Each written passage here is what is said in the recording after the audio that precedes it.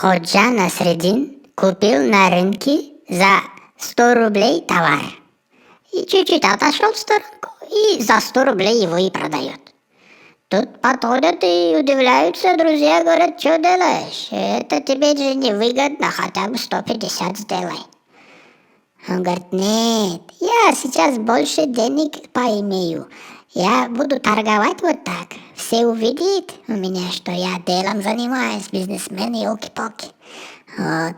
Потом пойду в банк, скажу: дайте мне деньги, вот развивать буду бизнес, а они мне дадут. А так не дадут, скажут: ничем не занимается без денег, зачем мы ему будем давать, он ничего не вернет.